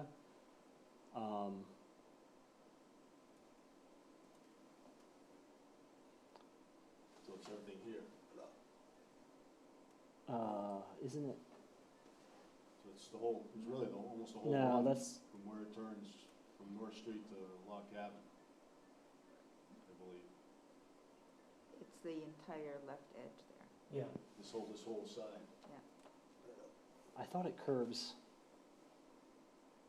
in Arundel. Well, it goes this way. Right? That's about where it turns is where the trolley museum is. Yeah, the trolley Right, museum. museum's right about here, I think. I think it hugs the line. Yeah. And you can see that land back there is all rural. Because I see the line above in the north, like there's, keep going, put your cursor up, Nadia. That's probably. It's right there, it hugs the town line. So it's mostly in Arundel. Oh, what, Are you looking for the trolley museum? Yeah. The trolley museum's in the back. It's right here. Okay, because there's the railroad tracks. right. So it's in Kennebunkport, the trolley museum. The trolley museum is, yes. And again, they're a museum, which we've still kept that use in there. Again, So all this right here right. is Log Cabin. Mhm. And most of it is residential And, currently. yeah, But there is some business on it, for sure. There's, Yeah. the new boat shelter and And there's that rock And, quarry or Yeah, rock there's a few of those. place. bronze or whatever. so just, again, think of the vision of what you're anticipating for that area. Certainly, like, again, you have contract zone that's available. We don't have to do anything right now. But if you're envisioning that there's something different that you're seeing for that part of town, maybe it's time to look at the rezone process of what you want for that character of that area. Well, That's it's just- interesting that on the other side, you've got the Huston Furniture Place in Arundel, I It's- guess, and Yeah. you've got the Crinkle Pod. Crinkle Yeah. Pod Farm. You've got other businesses Mhm. right across the street. But they have a different vision than Kennebunkport. Like that's, what do you envision for that? Well, I area? think we'll take a look at the comp plan, see what Yeah. we put in there for that. Right? That's still our driver. Mhm. We have to change that to change. Yep, you'd have to change that to change your You know, zone. as we've talked about many times, there's 260 something strategies and Yep, they're we're, not all in sync we're with each chiseling other. through them. Yeah, they're not all in sync with each other. And Nope. sometimes you have the conflict of what you're trying to achieve. Yep. And certainly we've heard about, I mean, it came up recently at a Board of Selectmen meeting that we were at because I had to give my little presentation.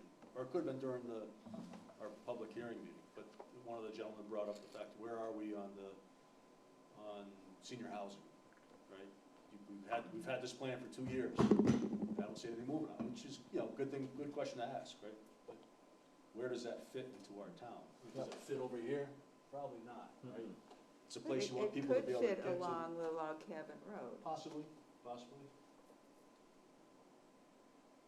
depending the kind of character that people want for the nursing home, too.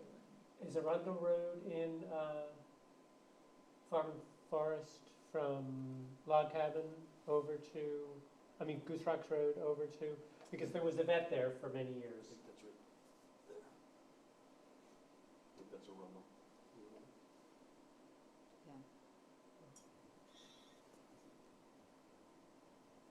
We do have a vet shortage.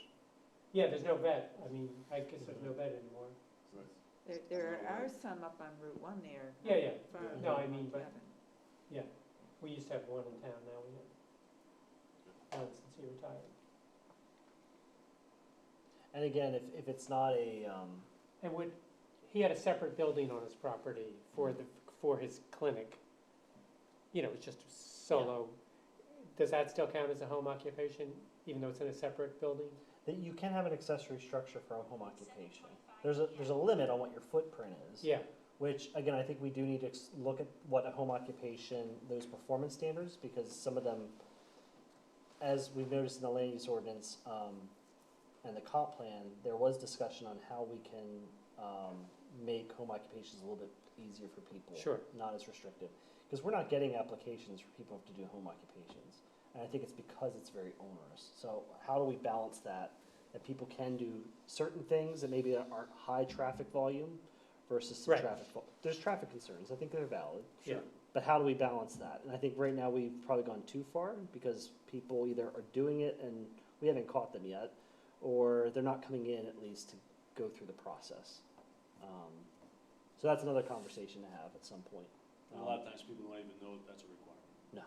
Right? I No. mean, it's, And truly, I mean, if they're not having any traffic to their house, I mean, why do we why care? there are a lot of people working from home. It should be more of a, Right. it's almost like you need to split it into two different uses, like a type A, which is like no traffic, and type no B, public, which yeah, is, no public. there's some traffic. access, like, okay, Yeah. how do we balance that?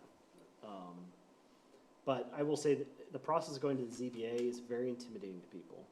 They do not like, they're residents, they don't know what it's like to go in front of a board, and they Sure. feel intimidated by it. So that might be something to look at for your home occupations, is how we can make that a little bit more manageable and not as an administrative burden to people. Ready? So, that's the last zone we gotta look at, right? Yep, that's the last one. All right, now we're on to section 4. It's gonna be a full night?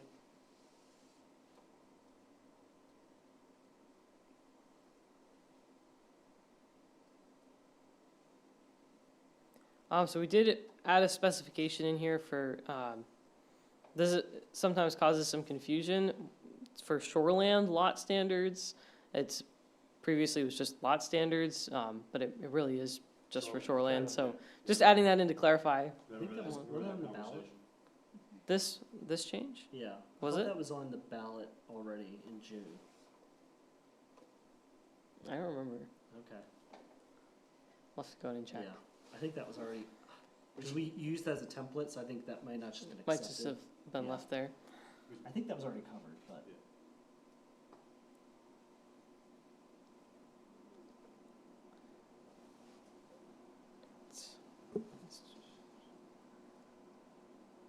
This wasn't though. So some minimal, minimum lot standard suggestions.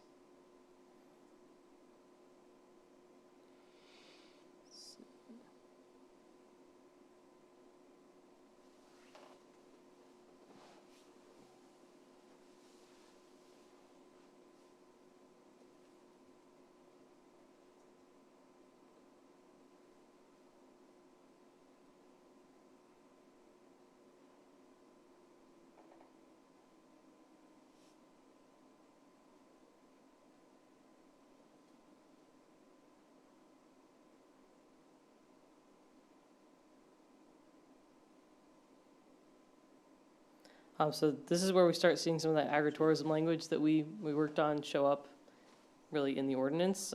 Is a lot of it is in section 7, but we did update the parking standards a little bit just to allow for that agritourism use that we talked about, allowing pervious areas to be Okay. parking. I have a question on parking. Yep. It's come up, for those who are aware, there's been a lot of controversy with the tides and enforcement of codes. So question on the parking ratio for restaurants, which I think is 1 to 3. One space for every 3 seats. Yep.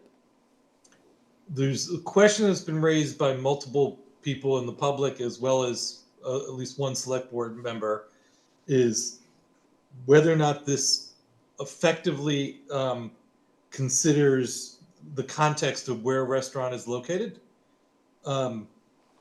Example being, if a restaurant is somewhere where it's in a neighborhood space and the comp plan is encouraging more pedestrian access to things, if it's in a residential area or where there's a lot of public parking available. So in the example of the Tides at Goose Rocks, where 30 to 40% of their clientele walks and doesn't require parking, and there are 173 public parking spots, there doesn't seem to be a contingency for the location of a restaurant. That if there's a big difference between, I think Dock Square is excluded, restaurants in Dock Square, but there's a big difference between parking needing for a restaurant that's in the middle of nowhere versus one that's got access to public parking and lots of clientele walking.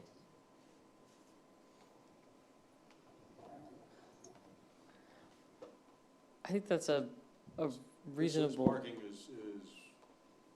this is Townwide. This is townwide. town- Yeah, this is a Yep. townwide standard. The only exclusion is from Dock Square, because Dock Square historically has Right. been a commercial hub for the town. Yeah, okay.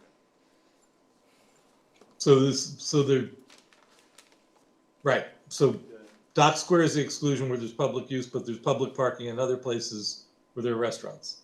Like, I don't know what the Cape Porpoise restaurant, how this affects the Cape Porpoise restaurants as well, such as Chowder House, where it's mostly public parking and not exclusive to the restaurant. Okay. So I propose that we have a discussion around creating more context when they're, again, neighborhoods, or, again, we have this conflicting, the comp plan is encouraging connecting neighborhoods and more pedestrian access instead of people jumping out of their cars to go everywhere, as well as, again, the public parking. But we have, in the case of the Tides, a non-conforming use. And, you know, if you know anything about non-conforming uses, there are public policy reasons to continue to protect property owners' rights, to allow them to continue the business even after zoning has come in, for example. But there's a major principle about not allowing that business to grow. There is not a public policy reason to do that under zoning. It was determined in the 70s that that was a residential zone only. And there had been more commercial uses apparently, you know, a gas station, Yeah. whatever. There was a hairdresser, But- there was a gas station, there was a hamburger stand on Dyke Road, there were, And the voters of the town determined to make that a residential zone. So as long as it's a residential zone, this is a non-conforming use. And we're not supposed to be in the business of facilitating a non-conforming use to be more non-conforming, to grow other than what it is. It's sort of frozen in time, for better or worse. well, and that's, I guess, again, we're not solving everything here, we're not the voters here today, but I've been approached by a lot of people who would like that provision reviewed. Right, and I suggest they, you know, I can recommend a property law book so they understand zoning and why zoning exists, you know, everywhere, not just Maine. Maine is actually a little more protective of property owners' rights than where I came from, New Jersey. You know, non-conforming uses were dealt with more harshly. But anyway. Yeah, so I mean, it's currently, Dock Square is excluded, right? And that's where we're generally directing that type of business. I think this fits in well for most of the other zones where we would have a restaurant. So if you're talking about the Tides, And I think they have a few spaces in the back, but do they have 3 spaces in the back for one space for every 3 seats in the restaurant? Is that what this is saying? Well, that's a non-conforming use, so it's not, I don't think it's really pertinent to Right. this specific, I think It's whatever they had at the time, yeah. that's what they're allowed to continue. So I think we can certainly, I think, take a look at our comp plan, I think, like, as Rob is suggesting, but I think we'll maybe, I think we might run into dueling strategies, one in which we really are trying to focus things in specific areas, and another one where we're trying to encourage biking and walking and so forth. So I think it's, certainly always worth taking a look at the comp plan and seeing if there are strategies that can kind of direct us here. Yeah, and I would, in addition to, again, this is a long meeting, and I wanted to put it on the table for the discussion around the whole land use ordinance, because I know we're going through this quickly, but there is a very large contingent of the current community who would like us to consider this and consider whether or not what was agreed to in the 70s is still completely in order. Well, I think, Rob, the key thing is what the voters voted for the comp plan, and that's what has to drive us. So, And the zoning ordinance. and the current zoning ordinance, but they ought to be consistent with our comp plan, right? And if we find that there's a zoning ordinance that was written a long time ago that needs to be changed to become compliant, we should do that. That's the piece that really has to drive us, and it's the strategies that we have written that need to drive that discussion and really our work. Then the only other piece of work that comes to us occasionally is things that do come up, such as stormwater management, which is probably in the comp plan as well, but it became more of an issue because of the storms we had. And so we had to have those discussions, and we get directed really by the board of selectmen to add those extras. So if there's an overwhelming demand from the public for us to look at some of these provisions, what is the right vehicle, if not the group that looks at the land use ordinance? Well, they certainly could, I mean, Board of Selectmen would be a place to go, right? If they have a concern, that there's always that opportunity in the public forum section to say where they have a concern. Hey, Rob, So the board of selectmen, when there's been a lot of controversy, as some of you know, with the tides and how we're enforcing codes. Right. The board of selectmen basically said we're going to follow the ordinances, but if you don't like them, then the right thing to do is to try to change the land use ordinance. We're just following the ordinance. So it feels, if we can't bring it up in this forum to at least discuss it, when the Board of Selectmen directed the public back to, if you don't like the code, then let's change the code, but we're going to enforce the code. So I guess that's why I'm bringing it up here, since we're reviewing the land use ordinance that has this code in it. Rob, I just wanted to add, I sat 9 years on the Beach Advisory Committee. I served as chairman for 2 terms.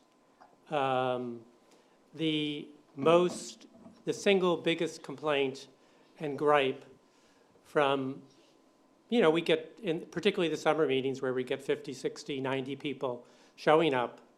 I don't know if you attended, but the single biggest complaint and the single biggest demand upon the beach committee was how the Tides was not being a good neighbor, how it made people feel unwelcome on the beach, how it expanded their operations, how they used to be able to go sit and they could no longer do this, how they were,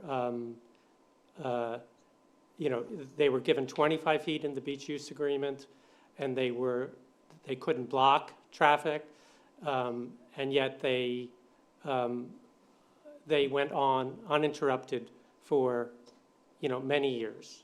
So when you claim there's 500 people or something, I suggest you go to some beach committee meetings.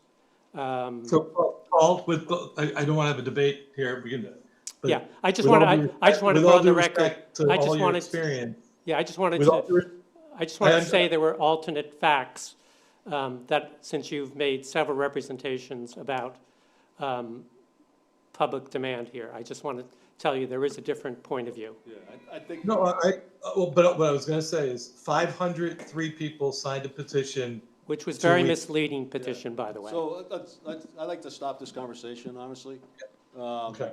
As the chairman of the board, we need to focus on the growth plan that we have, the strategies that have been approved by the voters, and then any other things will come from what the Board of Selectmen wants to do, because that's who we report to, Board of Selectmen and the Planning Board.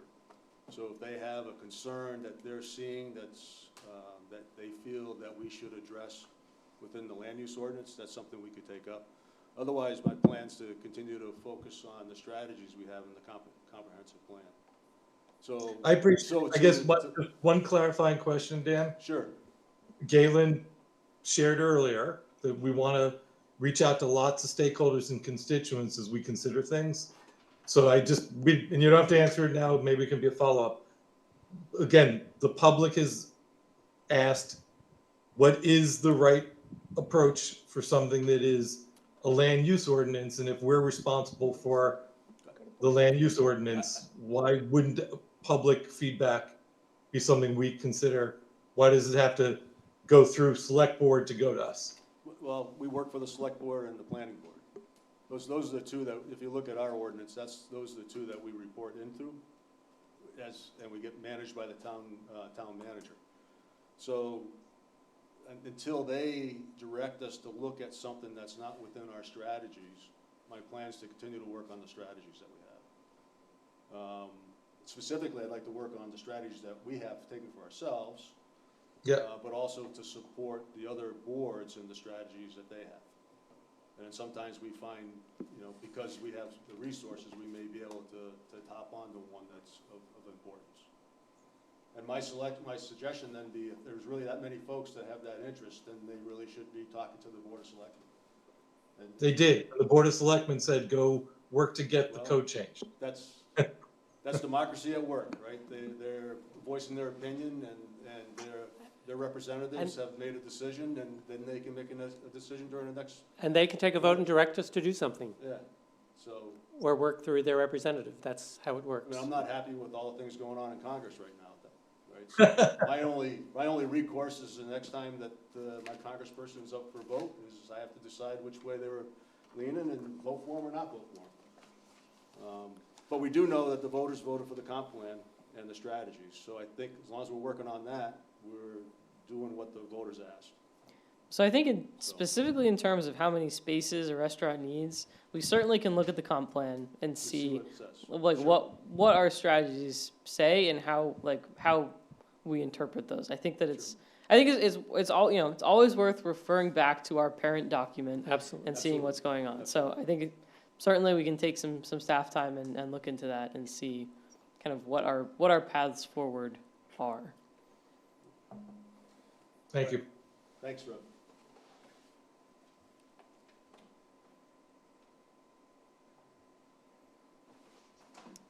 All right, so some minor changes to residential parking standards. Currently, every, sorry, I just blanked for a second. Currently, every dwelling needs to have 2 parking spaces. In kind of our effort to add more housing to the community, if someone wants to have a studio apartment, they shouldn't need to have 2 parking spaces for a small apartment. Theoretically, maybe one person is living there. So allowing for some types of dwellings to have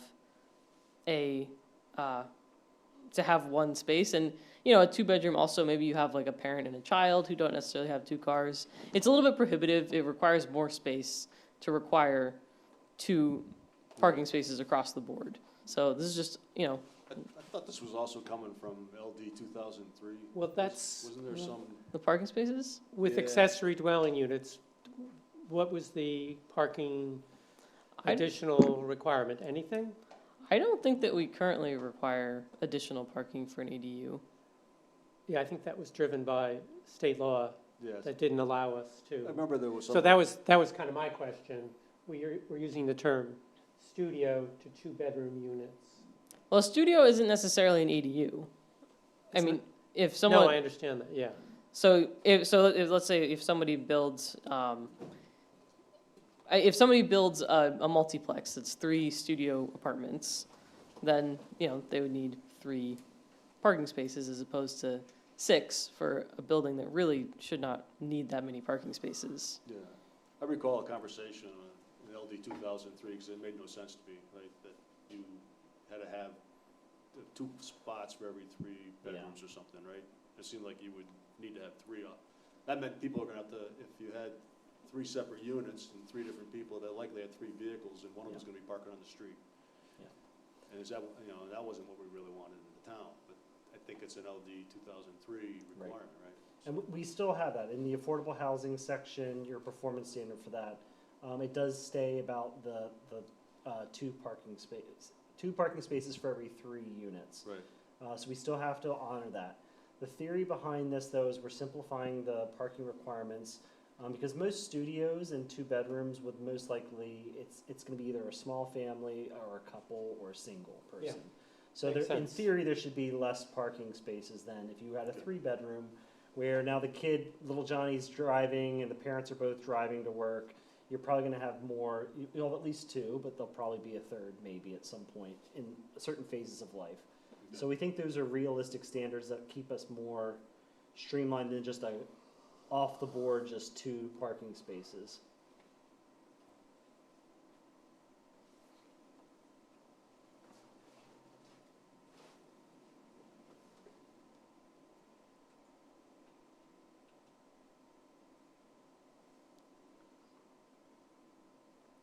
This was a shoreline zoning provision for chapter 1000 that was missing for signage.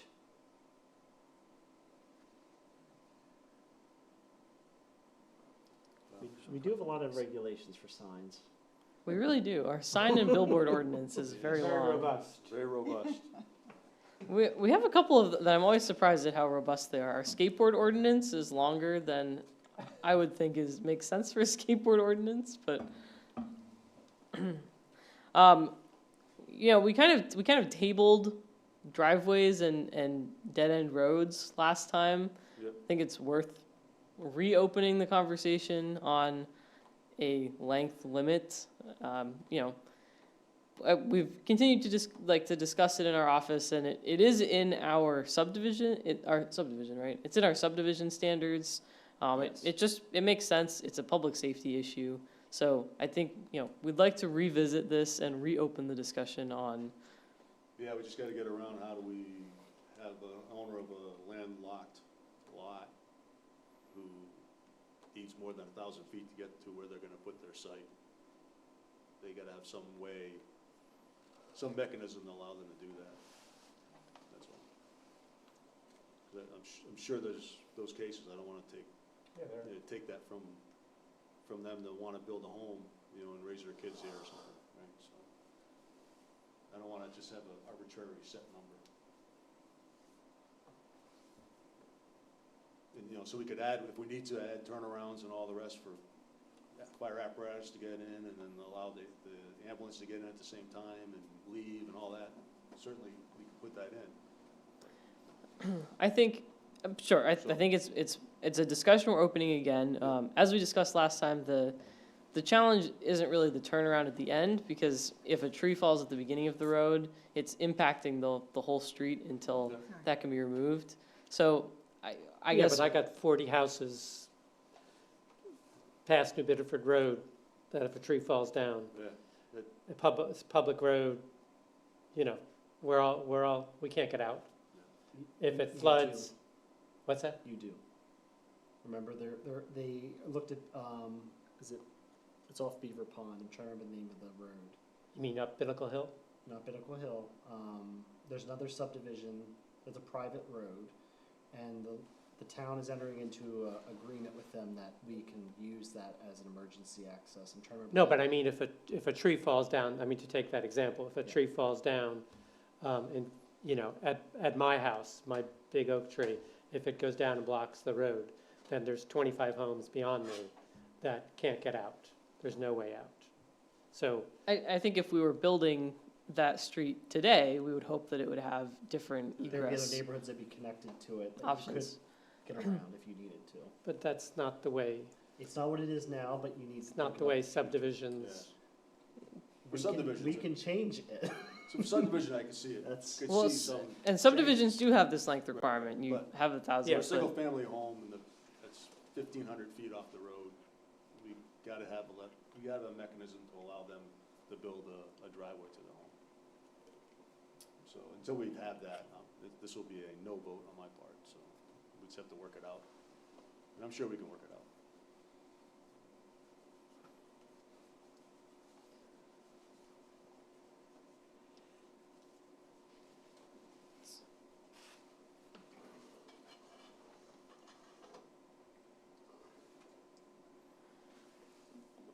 Galen, you want to take this stormwater? yeah, this is the Section. conversation we had about stormwater for the performance standards.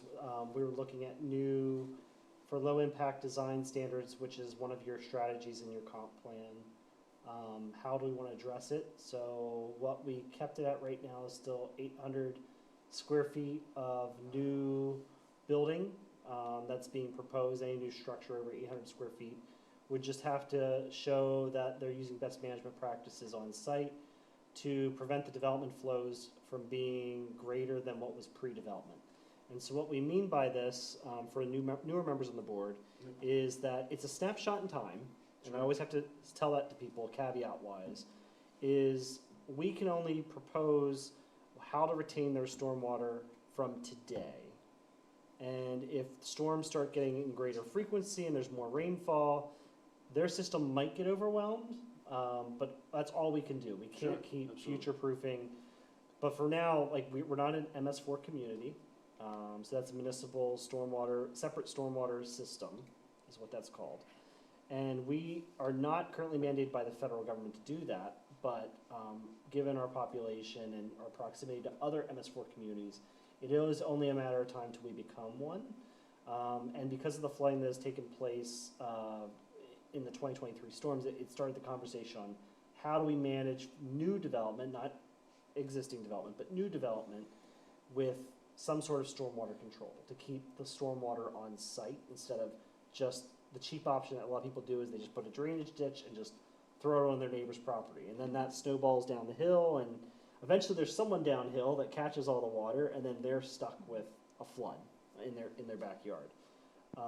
We have noticed that there have been frequency of storms, and even some areas where public works, even in the village parcel area where the rain events have caused ponding in back of people's houses. And so there is new catch basins that the Public Works Department is putting in to address that. And it's a major infrastructure cost. I'm warning you now, it is a huge expense. And in some places where the water table is so close, I don't know how you're gonna manage it. Sure. But we Sure. need to start doing something and have a Sure. conversation on how we're gonna control our stormwater on each site for new development. So, Yeah, That's no, what I that agree, is. absolutely. you guys can look at that, that's, So I would propose, since we have, usually the board is fairly consistent with an 8 o'clock end time. Yeah. We did want to talk about density a little bit, and I think it might take our last 5 minutes. Okay. It is coming down the pipeline from the state, a change in density requirements, and so it is something we wanted to bring up to the committee before it's an immediate issue. Just the changes associated with the LD 2003 they wanted, because so it's going further. So of course the legislature, they will propose new legislation. The newest bill is LD 1247. I think I'm memorizing the number correctly. So what this bill does, and so this is a Representative Gear bill, but other provisions, there are other, Speaker Fecto has an omnibus change bill, which I'm not in favor of because it's really draconian. And I haven't kept up to date, but when he initially proposed it, as a planner of the planning community is very concerned with that bill.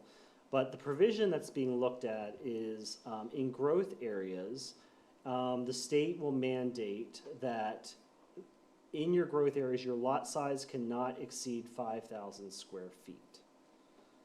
So instead of Your minimum lot size. So if you want a dwelling, instead of 40,000, we would have to go down to 5, anywhere in the growth area.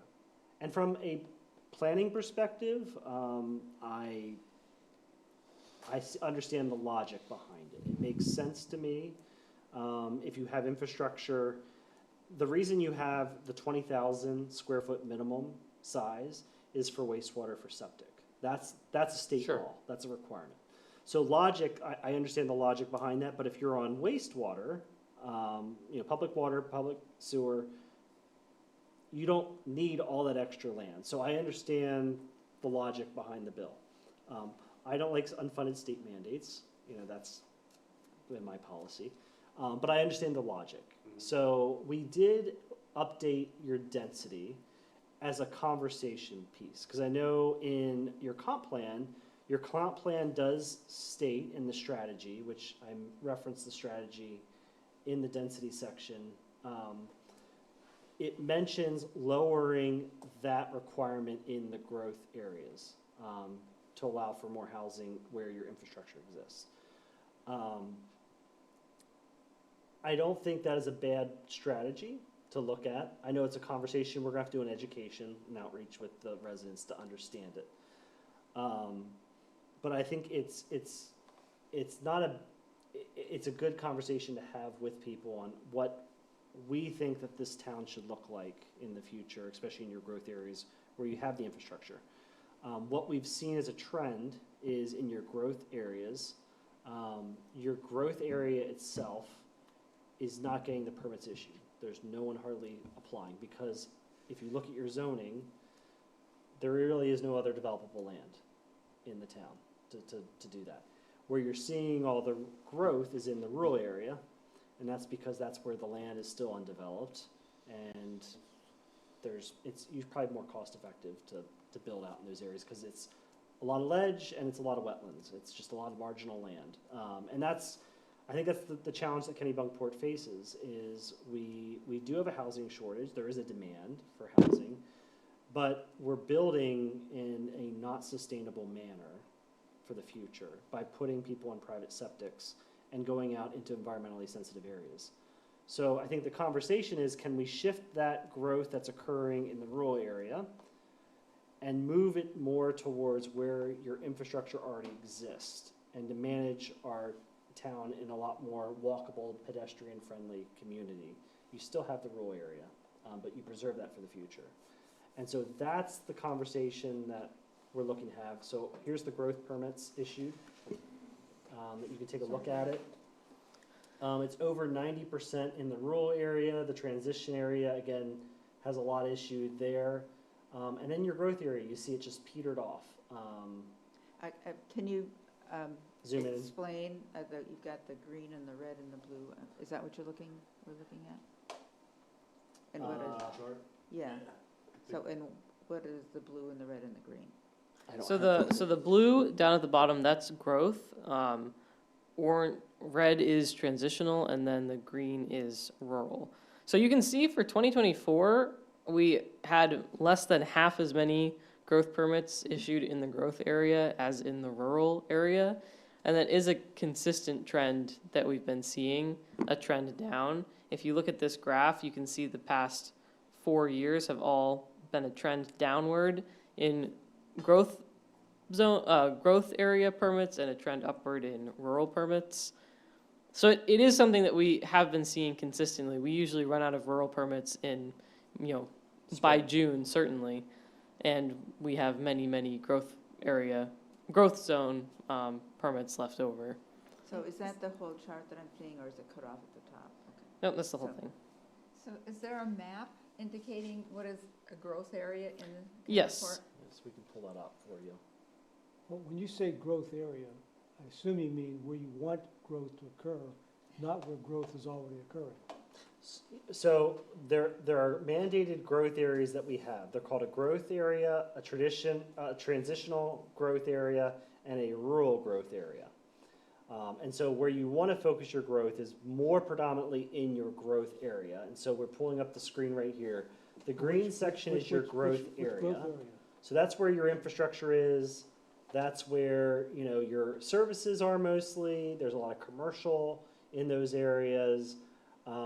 They're your traditional neighborhoods, your downtowns, like those types of Yeah, feeling but to it. you mentioned, I'm confused by terminology, you mentioned 3 growth areas. Yes, What you really mean, I think, is you want the growth to be in a preferred growth area, which is more commercial as opposed to rural. Right, the Correct. green Okay. area. yes. Exactly, okay. So the pink area is your transitional growth area, which again is a little bit more spread out type development, but it transitions to your rural area where it's supposed to be more sparsely populated and not as, you know, developed. And so that's the way that we've always done our growth areas. Again, we keep it, I think, where the infrastructure is, which is important. I think our growth area is accurate for the town, based off where the infrastructure exists currently. So are you saying 5,000 square feet in that green area? Yes, yeah. So if you zoom in, let's zoom into the village residential area. And again, you guys can go on the website and play with this to see the different lot sizes. But if we go down to where town hall is, that's considered the village residential area. And you'll see how small those lots are, because that was well before zoning. Sure. These people had the lots, and it works. I think if you walk down there, they're very beautiful streets. A lot of tourists come here just to go view your walkable downtown. Those are considered complete streets. From a planning perspective, it has nice walkable sidewalk areas, the proximity of the buildings, the streetscape, and then the shade trees overhead. It feels like, you know, you go down there, it's Americana, and you have like Halloween, it's picturesque.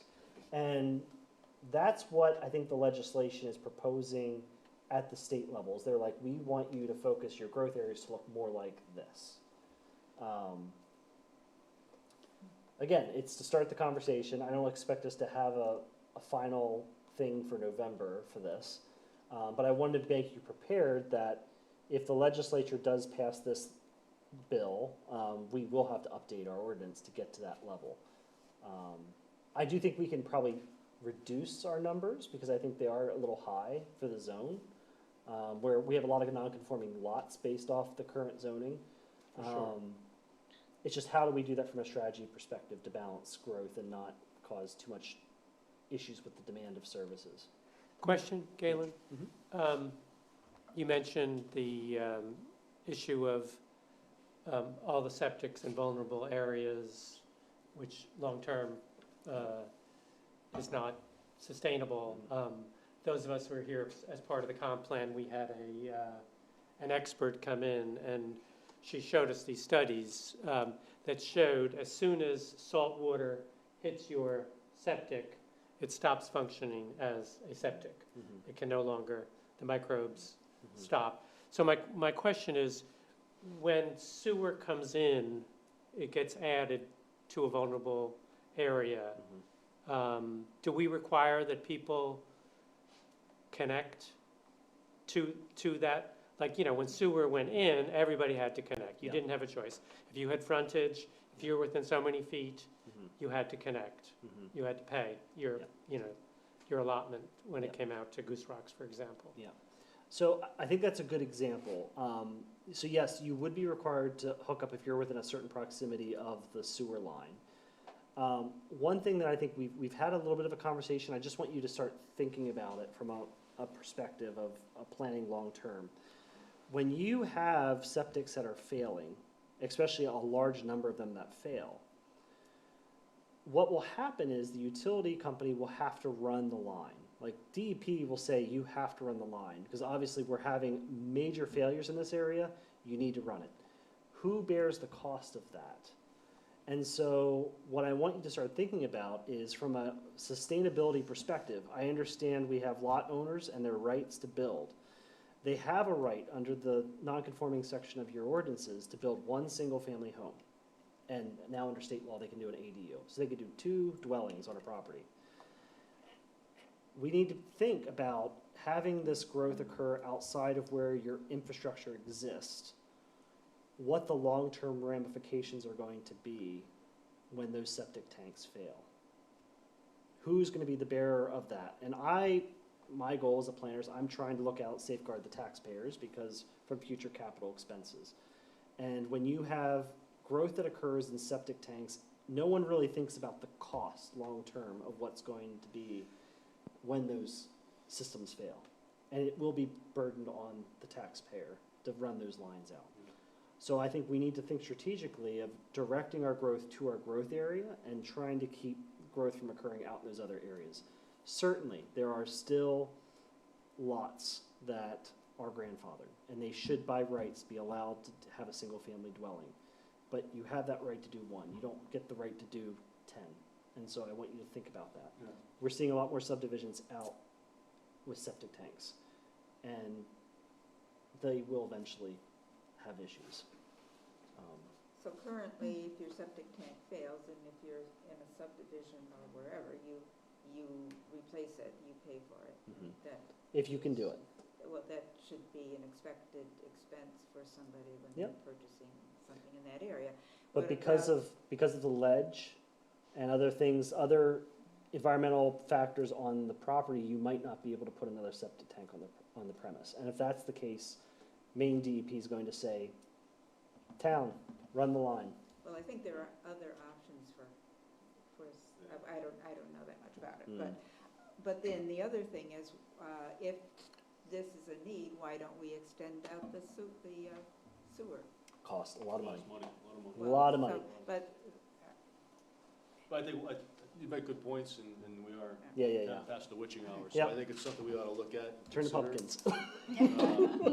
And we ought to consider their definition of a growth area, right? Just, I think as a reminder, Yeah. for those that weren't here when we did it, that we originally stuck it based on it being within 1,000 feet of current infrastructure. Right, so maybe it's no longer 1,000 feet.